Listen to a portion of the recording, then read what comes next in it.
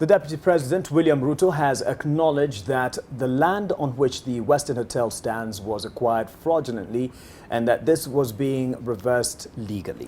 Now, the country's second-in-command, in an interview with the BBC's Hardtalk presenter, Stephen Sackur, has insisted that he has been the only Kenyan politician subjected to a lifestyle audit in the public eye, while stating that the Jubilee government is keen on fighting corruption in the country in order to realize the Big Four agenda development. NTV's Layla Mohammed with excerpts from that BBC Hardtalk interview. Deputy President William Ruto. Deputy President William Ruto took questions from the BBC in London and was put to task to explain why his name popped up among the Kenyan population, especially in opinion polls, over his alleged engagement in corruption. Why do you think you are seen by so many Kenyans as being the epitome of a corrupt politician? The whole corruption narrative has been politicized. The DP defended his ownership of the Weston Hotel, which has been under scrutiny for occupying land belonging to the Kenya Civil Aviation Authority.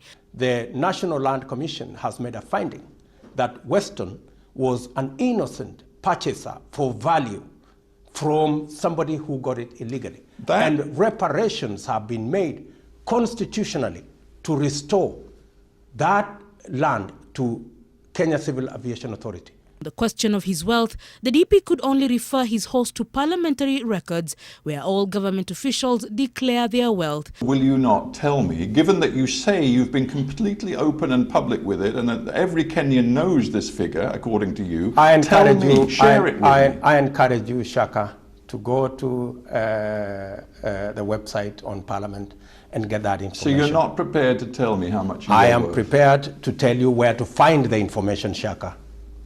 Do you think that position you're taking with me makes any sense? Of course it does. It doesn't make sense to you?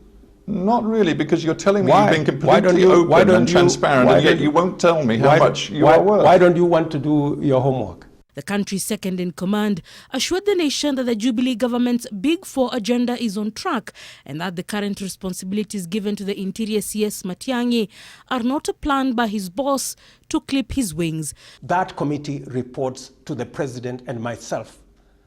How on earth can you talk about sidelining? The latest attack on the DP's character by some former members of the Jubilee party have been dismissed as a non-entity by Ruto himself, who notes that he will not be forced into a back and forth with David Murathe. There are now different factions, and that you have a group of young activists working for you called the Tanga Group, who are now actively seeking to push your candidacy for 2022. What is going on?